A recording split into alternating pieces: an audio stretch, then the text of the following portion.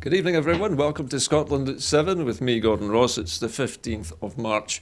Joining me this evening as my guest is Chris McCusker from the SNP Socialist Group. So welcome back to you, Chris. How are you this evening? I'm grand, Gordon. Yourself? I'm keeping better now, Chris. Thank you. Anyway, let's Good, get good. on, first of all, with the coronavirus update. And as of 2 o'clock today, a total of 1,746,323 people in Scotland have now been tested through NHS Scotland laboratories and the UK Government's regional testing centres since the beginning of the pandemic. Now, of these, 1,536,315 have been confirmed negative. 210,008 have tested positive. There are 456 new confirmed cases of COVID-19. This will be an underestimate of the number of cases because not everyone with the virus displays symptoms and not all those with symptoms will be tested. There were no new reported deaths of people who have tested positive today. The number of patients in Scotland who have died from complications caused by COVID-19 infections now stands at 7,510. This number only includes those who have died having received a positive test for the virus in the previous 28 days.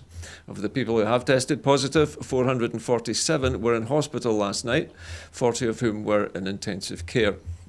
Now, as of 8 o'clock this morning, 1,908,991 people have received their first dose of the COVID-19 vaccination, and 161,945 have received their second dose.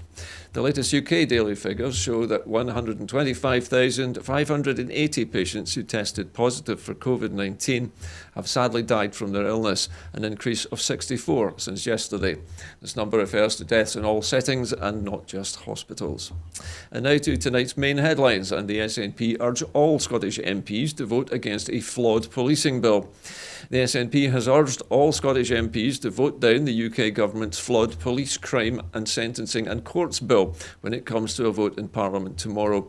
It comes after human rights organisation Amnesty also called for MPs across Westminster to heed the warnings over the disproportionate measures in the bill, and after worrying scenes from the vigil for Sarah Everard at the weekend. It warned that proposals are being rushed through and would grant the authorities powers to effectively ban even peaceful protests. Amnesty concluded that the UK cherishes its self-image as a place of liberty, which values our rights and our rights to expression and assembly. We mustn't let the government take this away. Well, Chris, this is an important moment, I think, for human rights in the United Kingdom. But this bill does give sweeping powers to police, doesn't it, that they don't currently have to break up large gatherings. And there's a great deal of concern, isn't there, across all parties at the moment, but most particularly the Scottish parties, that this bill gives the police just too much power. Well, it not only gives the police too much power, it also, from my mind, it gives the UK government too much power because it can basically instruct the police and tell them what is, to be policed and what's not to be policed, and what is contentious and what is not contentious. And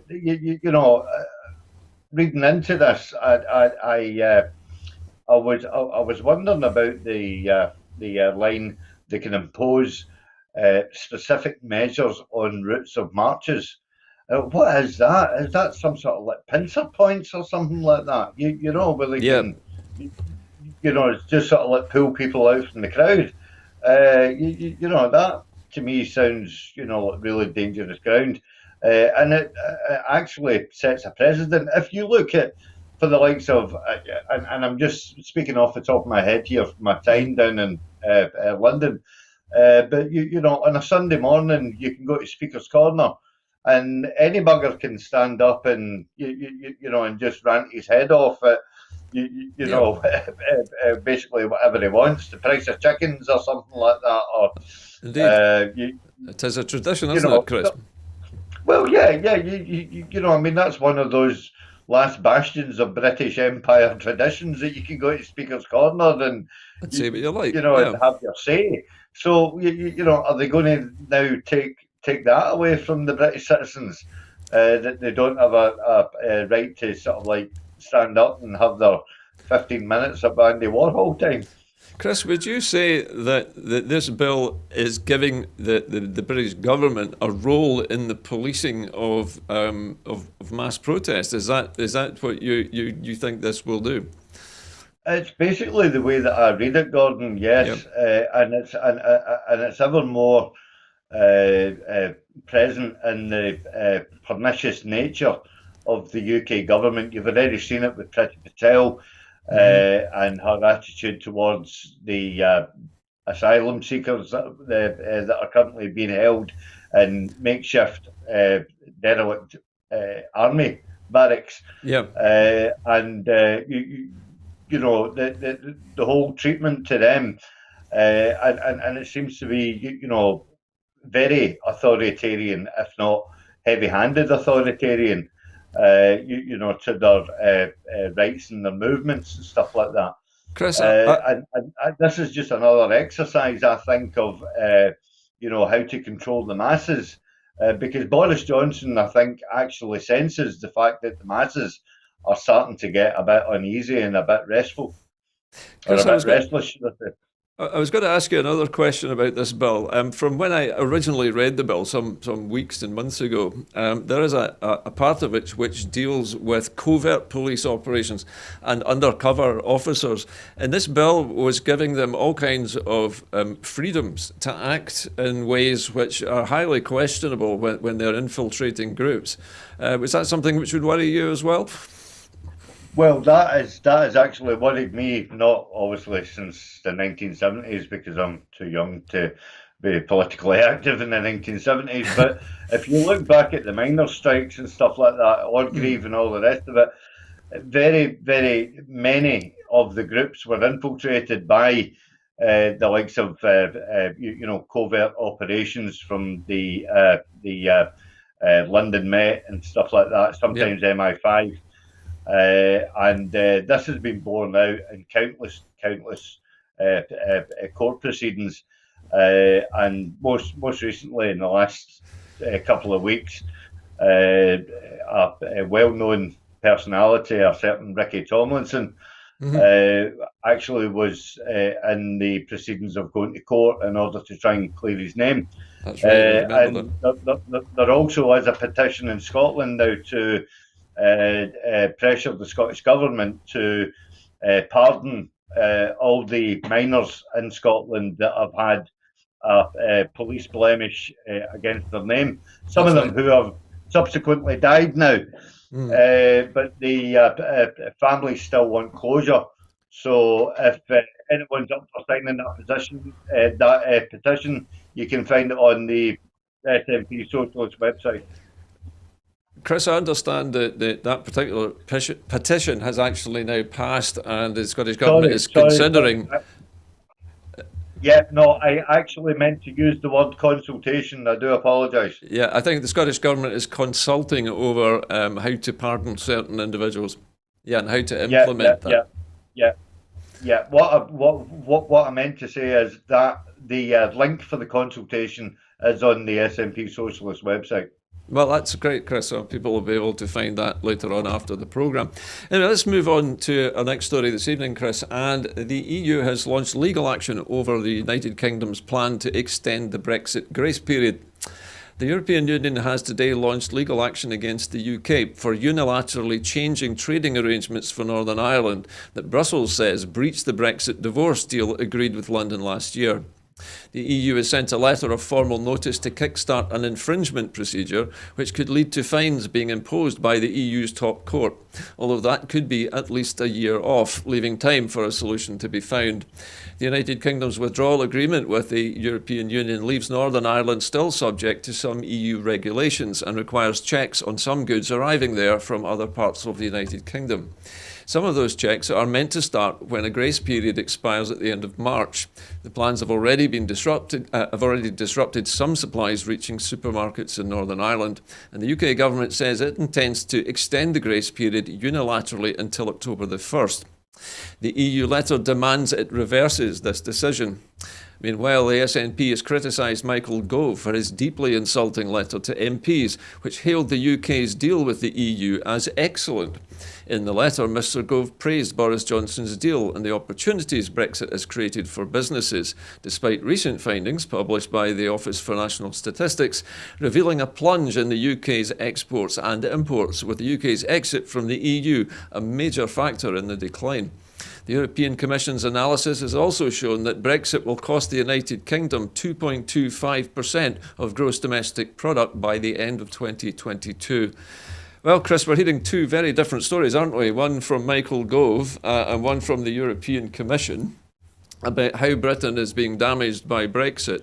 And at the same time, they're unilaterally decided not to carry out the checks on goods flowing into Northern Ireland, which they had agreed to in the deal which was done with the European Union last year.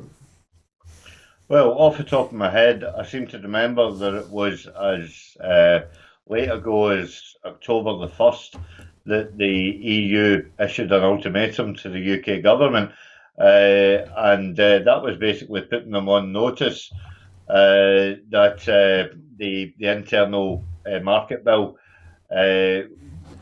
which at that time the European Union quickly identified was actually breaking international law.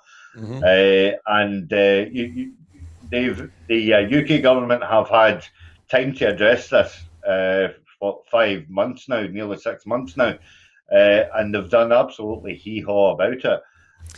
And they have decided to roll a coach and horses through the Northern Ireland Agreement, just in order for their bill to work. Because I mean, with each passing day, we can see that their proposals are simply not working.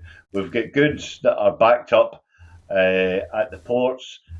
We've got companies that have gone to the wall because, quite simply, it's just not feasible for them to take on this extra paperwork, checks and balances, and all the rest of it. Yep. And it is unfolding in front of their eyes. And some of the Tory ministers are actually waking up now and actually seeing this play out firsthand. It's down to Boris Johnson as to whether he wants to bluff it out or whether it's actually going to get fixed. And the only people in my mind. Sorry, Gordon, just to finish this, but the only people in my mind that can actually properly fix it are the adults in the room, which are the EU. Chris, what I was going to ask you there is to clarify something for the audience, which is the EU, I think, holds that the Internal Markets Bill breaches their rules on state aid, doesn't it? Because the Internal Markets Bill gives the UK government the power to unilaterally pour money into Northern Ireland to any kind of project they wish, including projects presumably that support industries there. Would that be correct? Yeah, industry and infrastructure as well, Gordon. And these agreements were unanimously and unilaterally agreed, as you say. And now the UK want to rip up that agreement because it simply doesn't suit them. Well, maybe they never had any intention, Chris, of staying with the agreement. What do you think? Well, no, I mean, possibly not, because at the end of the day, everybody remembers that they said that Northern Ireland was, going to be part of the UK. And if Northern Ireland is part of the UK and the UK is out of Europe, then obviously it's plain to see that the UK don't want to play by the European rules. However, just by quirk of fate, God, it was only a couple of weeks ago that we had this silly comment from a Tory minister saying that the tractor wheels have to be cleaned between Southern Ireland and Northern Ireland because they're bringing in European soil and all the rest of it. So it was always going to be a bourach. And the European government never really understood how much of a bourach it was going to be.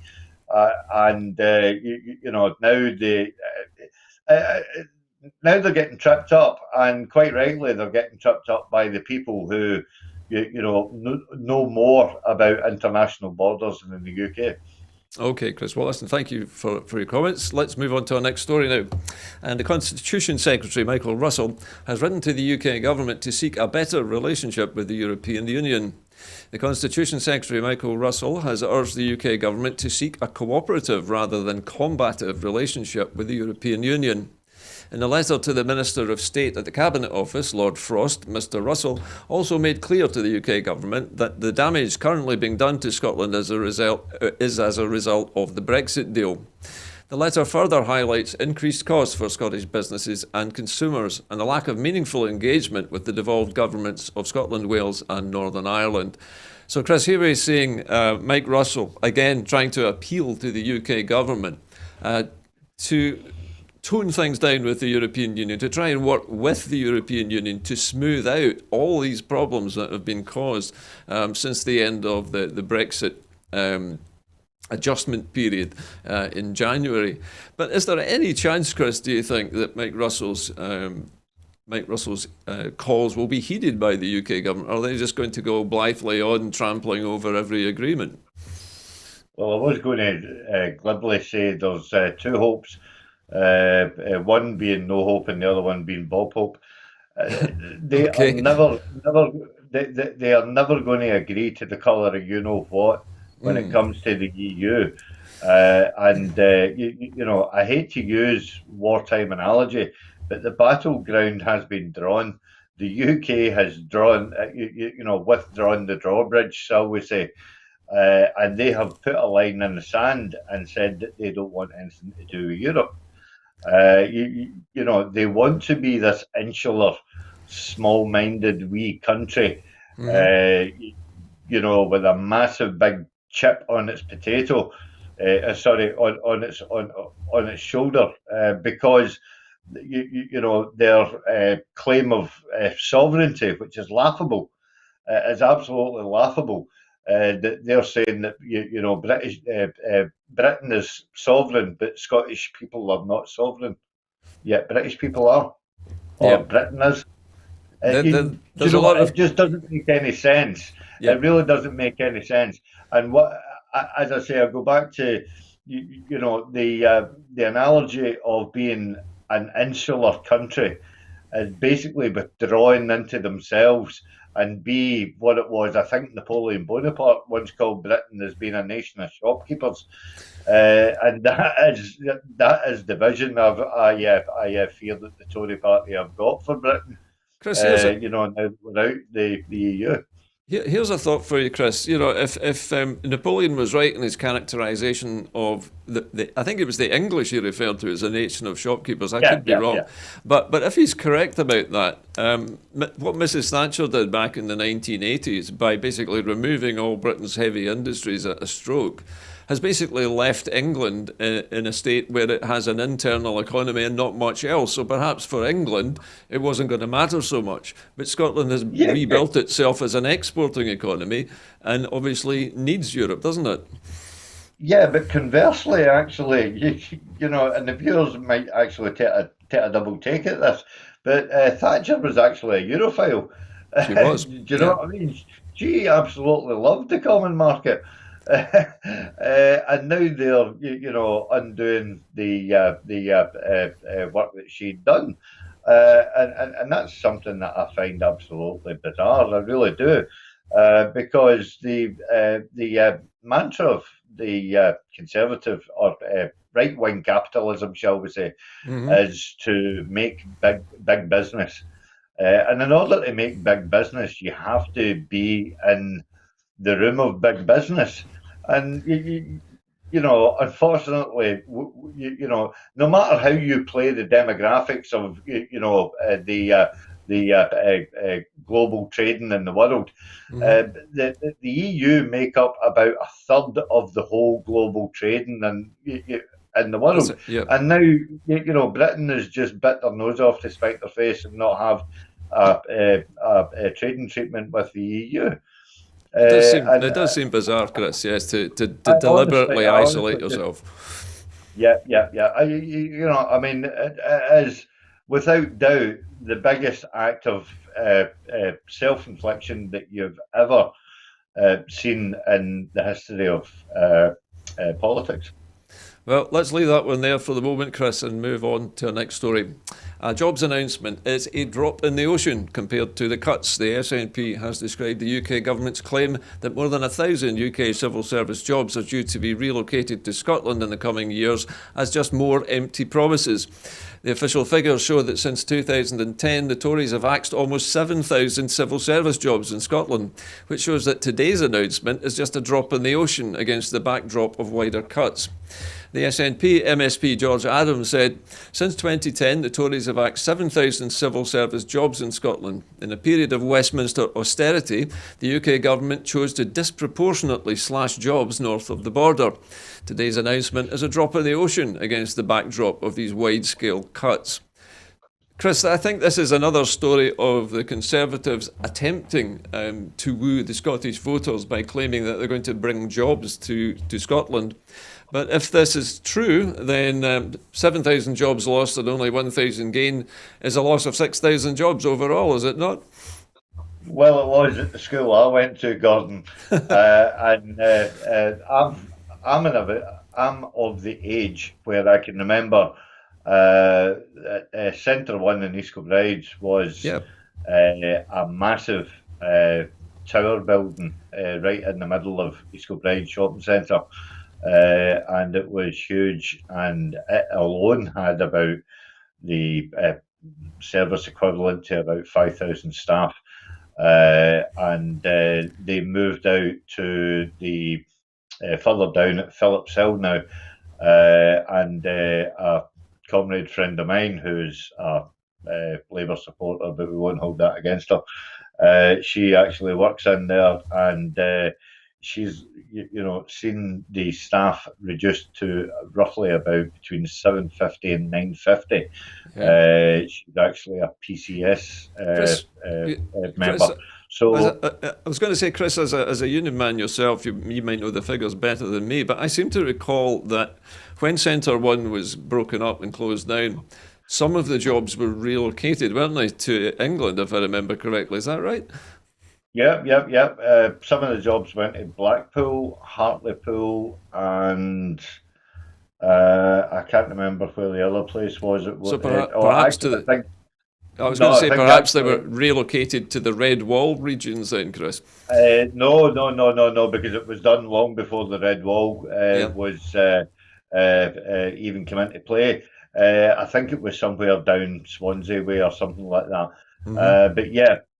A lot of civil service jobs left Scotland, and this is just platitudes that they're paying to Scotland now. Saying that the union unit is investing heavily, in Scotland, and it's not. It is like the redcoats turning up and doing the work of the butcher Cumberland. And basically not moving, and it is a visible run of, shall we say, civil munitions to Scotland in order to placate the separatists and put them back in their box and say that the UK Union is throwing their hands and shoulders around the whole of the empire. It's sad. It really is absolutely sad, because everybody can see through it. Yeah. Everyone can see through it. Do you know what I mean? Just by your own simple arithmetic there, Gordon. Do you know what I mean? And people are going to wake up and just go like that. You're having a laugh. Chris, one other thing that occurred to me when you were talking about this story is the fact that if Scotland becomes independent, it's going to need tens of thousands of new civil servants, isn't it? The job creation scheme's going to be enormous. Yeah. It's going to require tens of thousands of civil service jobs. It's going to require tens of thousands of army jobs. It's going to require X amount of thousands of navy jobs. And possibly a Scottish Air Force as well. And the possibilities are endless in an independent nation, because once you are independent, you have to start doing those jobs that have been done for you before. Yeah. And the jobs that have been done before are not done as a favour, or as some grand gesture, or by somebody who is so much better than you that we can do it better because you don't understand and stuff like Yeah. that. Scotland needs to grow. As a friend of the show, Sam Payton, used to say, Scotland needs to just pull on its big boy pants and get on with the job. Do you know what I mean? And great way of putting it, Chris. Yes. There will be a jobs bonanza because there will be jobs that need done. Okay. Well, Chris, let's leave that on that optimistic note for the moment and move on to our next story, and that is a threat to rip up the Smith Commission. The Scottish Tories are promising to rip up a key commitment in the Smith Commission by attempting to block a post-pandemic referendum on independence, the SNP has said. The SNP's deputy leader, Keith Brown, has challenged Boris Johnson's puppet in Scotland, Douglas Ross, to reaffirm his party's commitment to the agreement ahead of his address to the Tory party conference later today. In agreeing to the Smith Commission's principles, the Scottish Tory party signed up to a commitment that voters have the right to choose independence in the future. The Commission agreed, and I'm quoting here, that nothing in this report prevents Scotland from becoming an independent country in the future, should the people of Scotland so choose. Yet despite this unequivocal promise, Boris Johnson has signalled that the Tory Westminster government will refuse to recognise the Scottish election result should Scotland vote for an SNP government again in May and back a post-pandemic referendum on Scotland's future. Yesterday, a panel-based poll for the Sunday Times found that 55% of voters in Scotland want to see a post-pandemic referendum within 5 years. So is this true, Chris? Are the Tories really going to try and tear up this commitment that they signed up to in the Smith Commission, which said that Scotland had the right to vote to become independent if it so chose? I certainly believe it is true, Gordon, and the Tories will try anything in order to block Scotland from having another independence referendum. And, I was slightly smirking, obviously, when you described Douglas Ross as a puppet, because when the 13 Tories were down in Westminster, I actually described them as poodles. Absolutely nothing less than just poodles. Do you know what I mean? Lapdogs for the UK dirty government. dozen. Yeah, and that's exactly that's actually a baker's dozen. 13 is a baker's dozen, not 12. But yeah, no, I mean that's exactly what they are. They're just poodles, and basically Douglas Ross has been told exactly what Boris Johnson has said, and he's been told to spout his mince, to obviously the main independence paper, which is the National, in order to get some SNP bad headlines out there.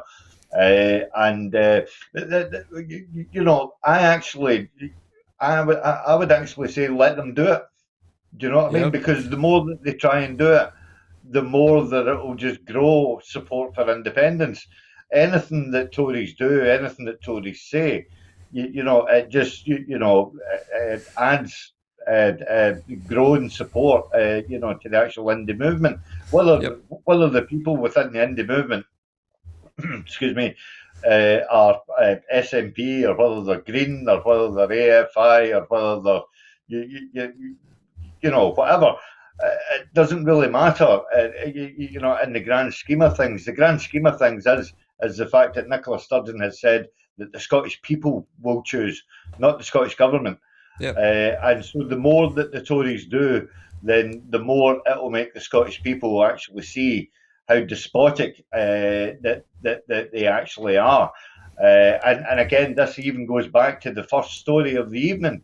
And Scotland doesn't want anything to do with that kind of government. I mean, don't get me wrong, Gordon, and I'm going to have my wee rant here.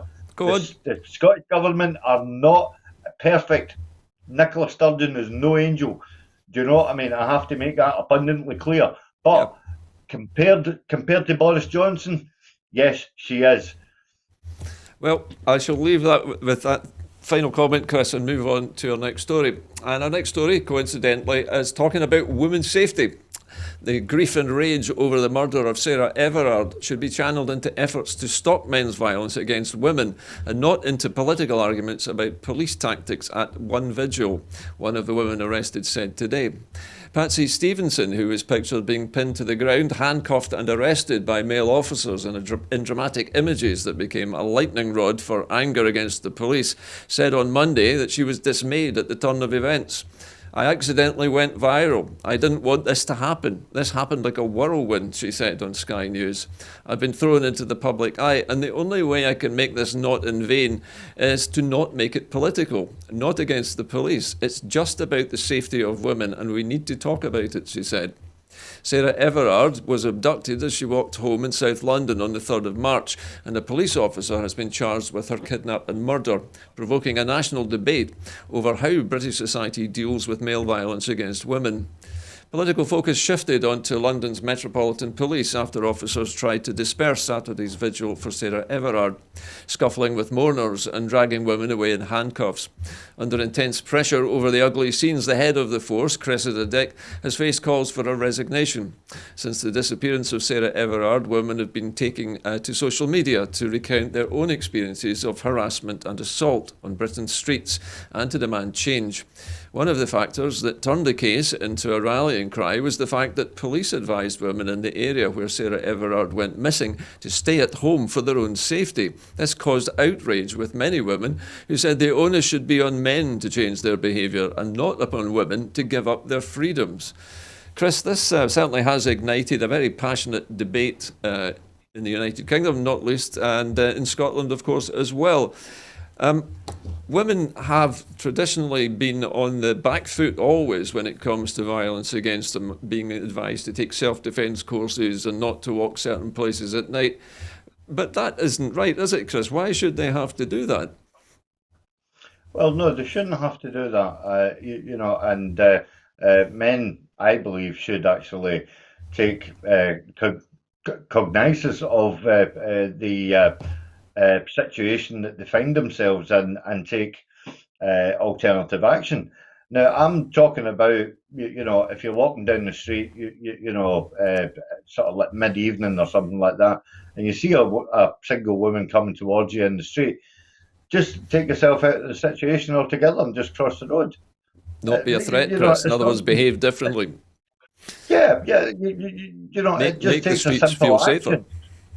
Yeah, and it just takes a simple action. In order to A, keep yourself right, and B, to make that oncoming woman feel a wee bit more safer. But I mean, don't get me wrong. There's times where I've been waiting for a bus in Shawlands, and a woman's come up to me and she's asked me, what time it is and stuff like that, and I've felt uncomfortable.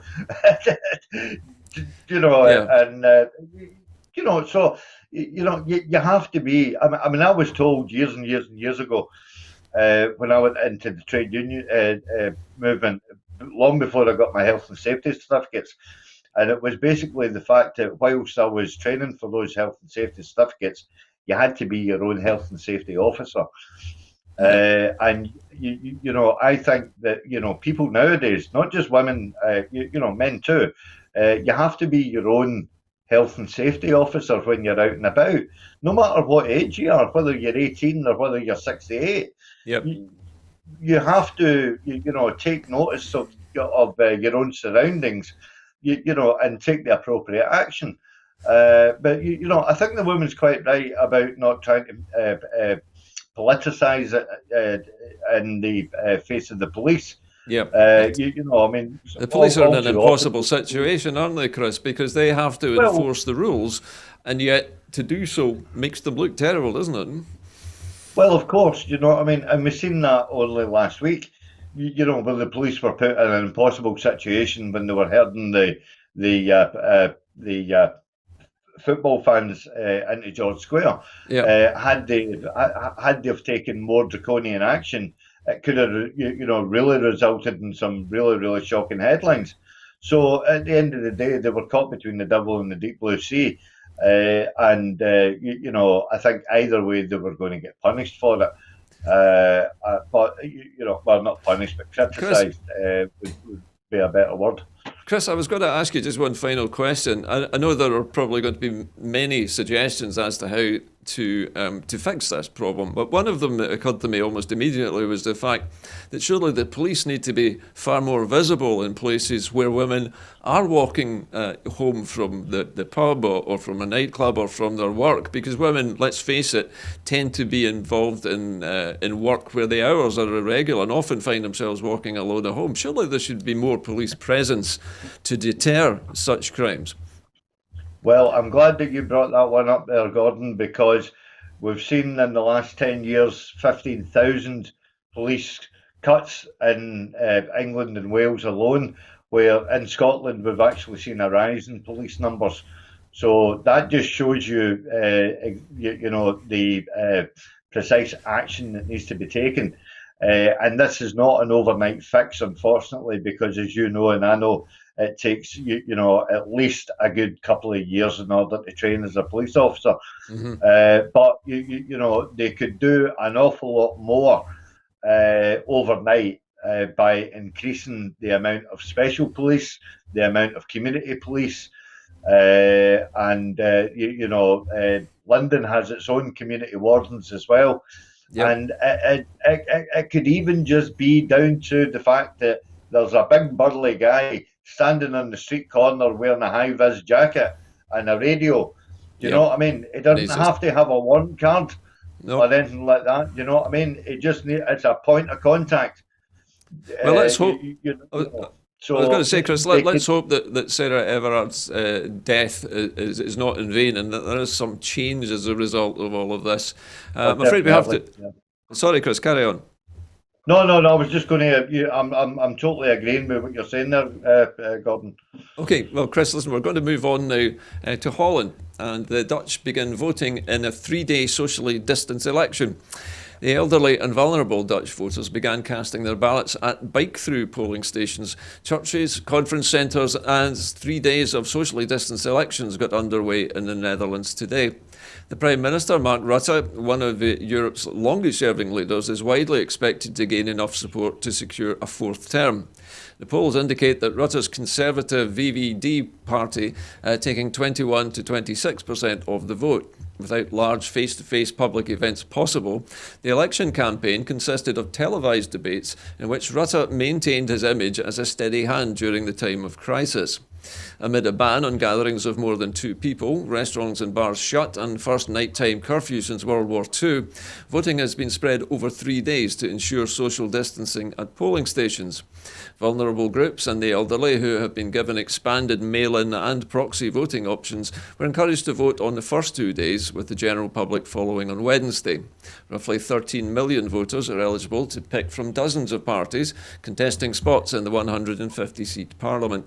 The first exit poll is expected shortly after voting ends at 10 o'clock on, beg your pardon, not 10 o'clock, is it? It's 8 o'clock on GMT on Wednesday night. Chris, this is interesting because one of the things obviously Scotland is about to do is to have a general election, and there have been people saying that you shouldn't hold elections in the middle of a pandemic, but we've had America holding a general election in the middle of the height of the pandemic, and now we have the Netherlands proving also that it can be done. So is there something for Scotland to learn from this, do you think? There's many other countries as well, Gordon, and yes, Scotland can learn from it. And it's interesting, actually, to see that in the Dutch elections, there's only 150 seats up for grabs. Yeah. So, I mean, it shows you how relatively similar that Scotland is to the Netherlands. And how archaic the UK is in comparison with the amount of MPs that they've got. And that's not mentioning the unelected House of Lords, which Ruth Davison shortly to become a member of. It's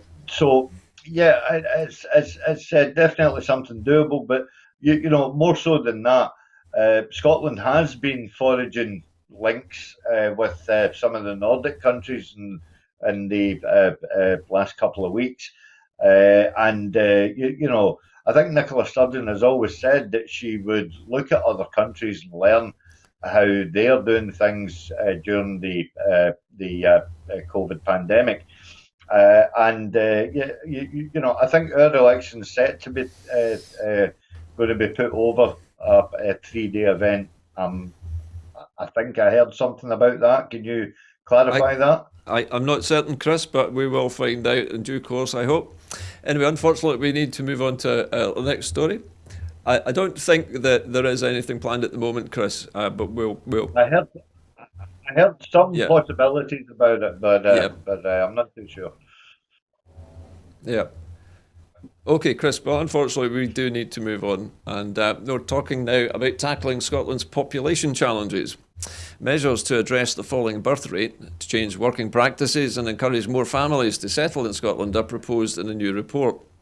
A Scotland for the Future examines the significant population challenges the country faces, including an ageing population, falling birth rate and the emerging impacts of Brexit, and makes clear that a national response is required. The report, launched today at the Convention of the Highlands and Islands, outlines ways that organisations can work together locally, nationally and internationally to deliver the long-term changes required. It proposes a range of actions, including setting up support packages to help families to settle in Scotland, including assistance with housing and work for both partners, developing a more sustainable population pattern with fewer people concentrated around cities, community work hubs in town centres for people struggling with remote home working but who do not need to commute, and also widening access to fertility treatment to groups such as single people and couples who already have a child. Also removing barriers which force older people to stop working before they wish to, and establishing a democratic commission to promote analysis and debate. Chris, this has been a story which has come up time and time again in the Scottish news, the fact that we have, as they call it, an ageing population and a falling birth rate. Many people have assumed that Scotland needs more migrants to try and support the economy, to produce, to have enough people to do the work to run the country. But is there more to it than that? Helping people to have more children, supporting larger families, is that part of the solution? Well, yeah, it is part of the solution, and helping migrants and asylum seekers is also a part of the solution. I don't want to see that dismissed, obviously.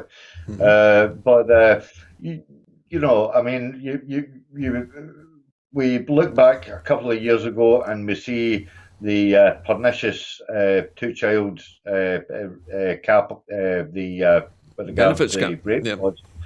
And that's basically like, to me, that initially that smacked of communist China. Do you know what I mean? Where they were basically limiting you as to how many children that you could have in a family. Of course, China had a very different population problem, Chris, didn't it? It was vastly overpopulated. China had a different population problem, but the draconian instruction is quite clear for everybody to see. Again, helping people to, I don't mean to say not think twice about having a family. That's not what I meant to mean, but. Removing barriers for people not having a family, and it could go a lot further as well. It could be, if you've got a family of 5 or something like that, then there could be a discount on kind of like an electric car or something like that. Or so you think there are ways that people could be nudged in the right direction, Chris? Yes, of course there is, and again, actually, it gives me a great pitch to point out that the Socialist AGM is on Sunday evening for SNP members, where we've got Kirsty Blackman talking about building a well-being economy, and this is also, well within the remit of a well-being economy. Everybody needs. Certain things in order to, feel well about themselves and feel well about their community, in which they're living in. And of course, if everyone is well, then everybody's more likely to actually, look after that community. The community is more apt to be economically successful, and in turn, that's obviously good for the citizens of Scotland. Yeah, Chris, there's one other aspect of building a family, having children that I think is missing from some of these reports, and that's housing. Many people. I mean, I'm a father myself, and I remember before we had our children, we were frantically searching around for a suitable house because most couples, when they want to have children, they want to have a house with a garden, enough rooms for the children, near to schools, and so on. Do you think that there's more we could be doing to create more affordable housing for young families? Well, I did actually see an article. I was just trying to find out while you were talking there, Uh-huh. but I did see a recent article, and the Scottish Government are actually planning their housing strategy at the moment, and it's basically saying that it's planning for Scotland's future. What does the sector have to do for housing, and to make it attainable by 2040? Right. And the government have said that in the next 20 years they are going to ramp up the housing programme. I can look out my window right at this moment in time in Newton Mearns, and there's a 900 house project currently being built at this moment in time, and Excellent. this is out of the house that I'm in just now, which was built 5 years ago by Callahomes, and they're also building a community centre and community shops Okay. within that housing area, Yeah. and there have been more new schools built in East Wren in the last 2 years than there ever has been in my 53 years of lifetime. So the Scottish Government, unlike the Tory government, are not resting on their laurels when it comes to actually building houses. Okay. And if you remember, a portion of those houses have to be for social rent, Gordon. Yep. Chris, listen, I'm sorry, I'm going to have to cut you off there because we're running a bit low on time. So we're going to move to our next story now. A leadership pledge to support those affected by psychological trauma. The Scottish Government and COSLA have a shared ambition for a trauma-informed workforce across Scotland, which can help to support children, young people and adults affected by psychological trauma by reducing barriers to accessing services and preventing any further harm. Trauma-informed services are built on safe and trusted relationships which offer choice and empowerment and are actively informed by people with lived experience. As a part of this drive, senior leaders from organisations across Scotland have signed a pledge of commitment to trauma-informed and responsive practices. They include the Scottish Government, COSLA, the Police Scotland, NHS 24, Social Work Scotland, the Violence Reduction Unit, Social Security Scotland, the Association of Directors of Education in Scotland, Barnardo's, the Scottish Courts and Tribunals Service, Rape Crisis Scotland, Who Cares?, Scotland and Community Justice Scotland and many more. Chris, this is an interesting idea. It seems to me at least that it's something that's been missing for many years is the fact that trauma is something that is invisible. And here we have a scheme which is going to train workers in supporting individuals who've suffered trauma. This is very unusual, isn't it? Well, actually, it's not unusual to me as a trade unionist. Okay. You Can know, you elaborate? well, I can elaborate insofar as that there are various courses offered by the STUC for trade unionists who actually want to specialise in certain fields. And this actually comes under the heading of my good comrade Scott Donohoe, who is the chair of Scottish Hazards. And the great work that Scottish Hazards do, in helping the Scottish Government devise policy alongside trade unions and the STUC. And something as trivial as sort of like a slip and fall on excess water on the floor. But if you happen to fall in a certain direction and your head hits the floor, after you come out of hospital, you can still be traumatized.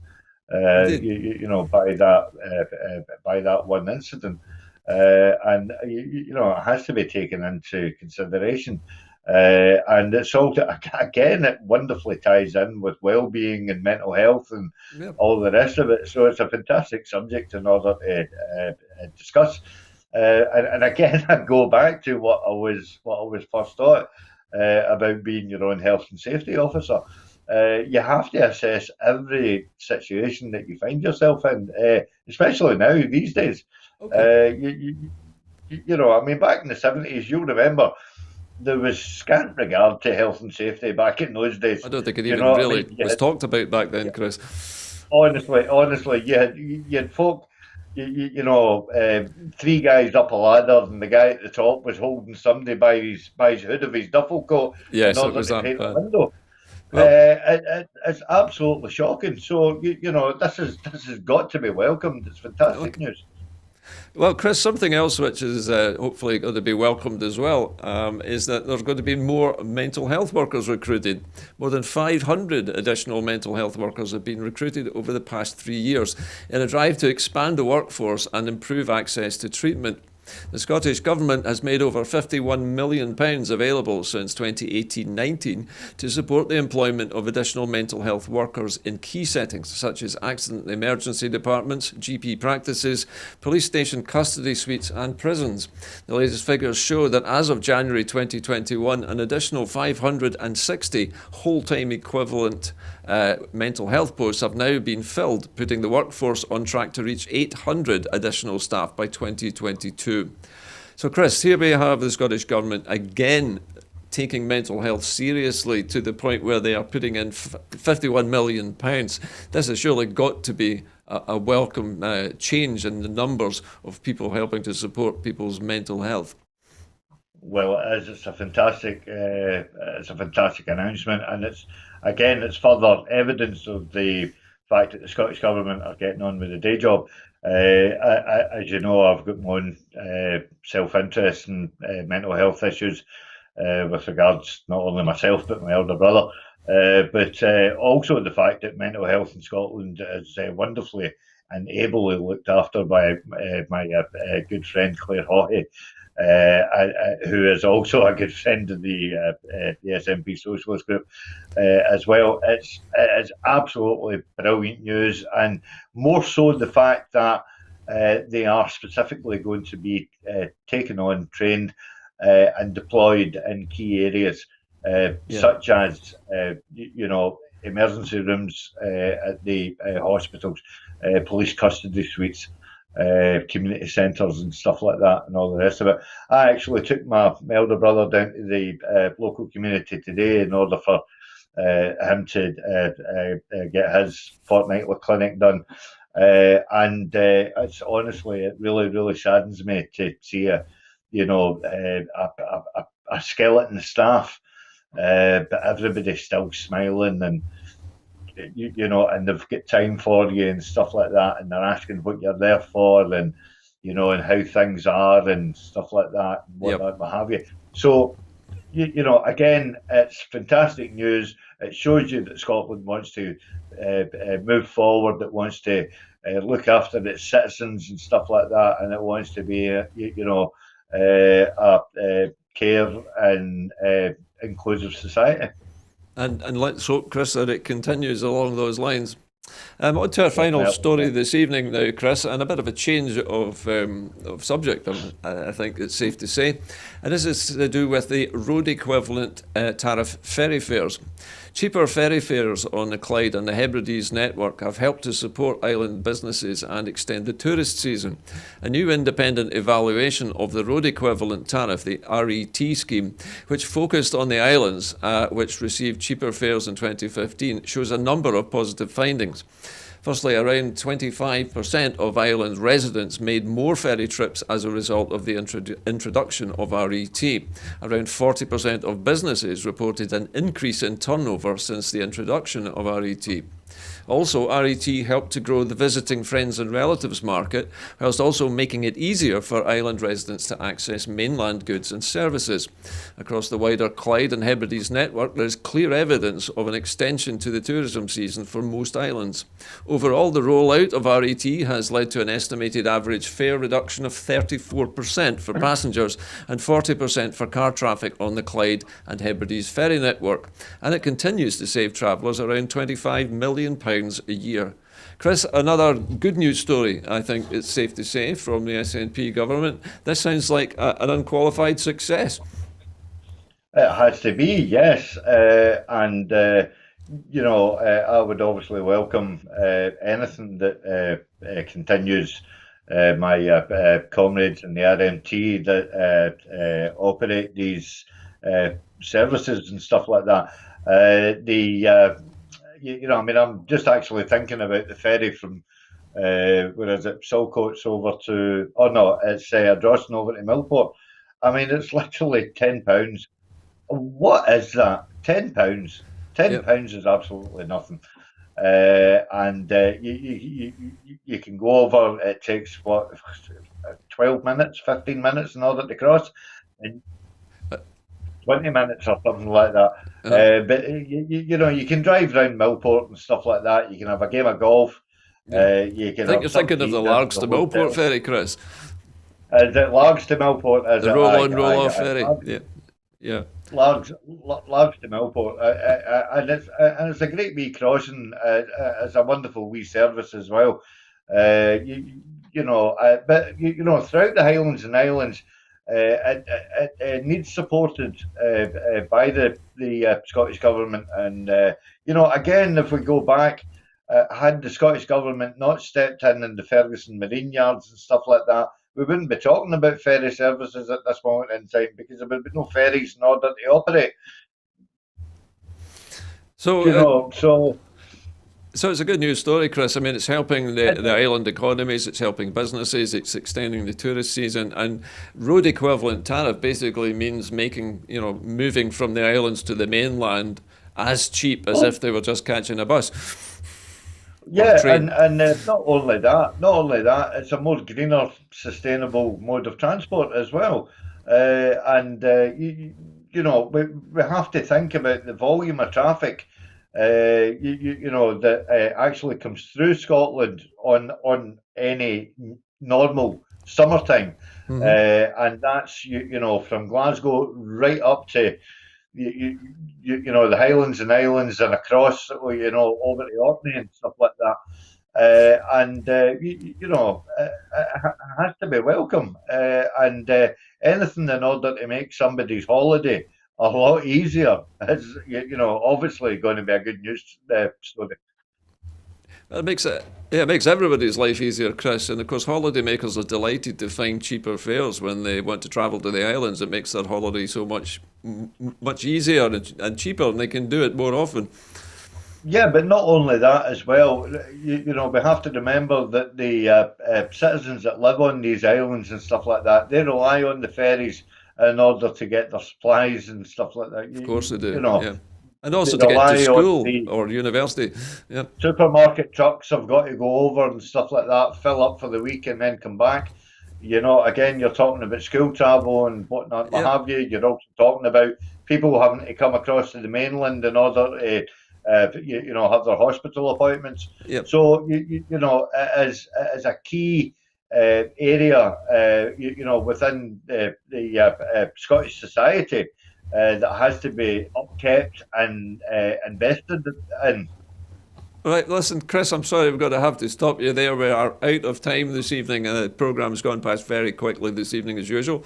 But there's just time for me to remind our viewers that we are in the middle of our crowdfunder at the moment.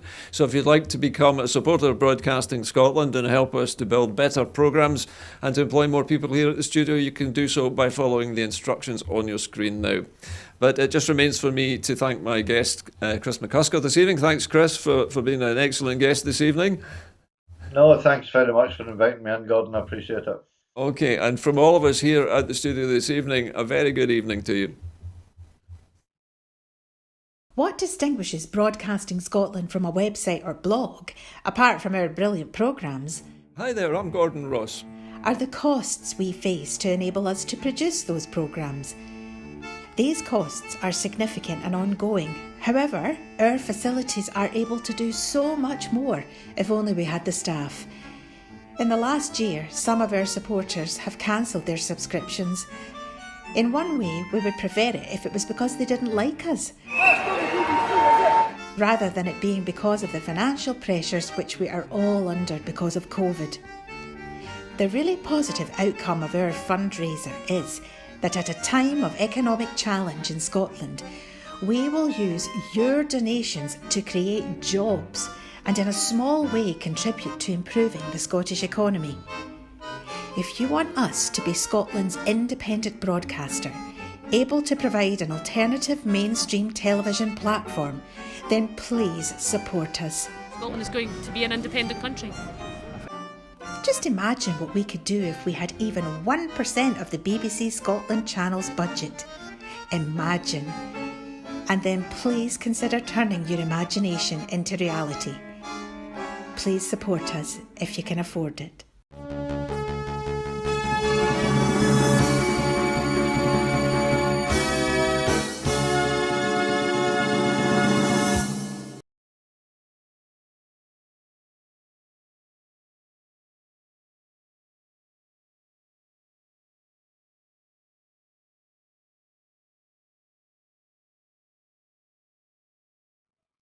Hey,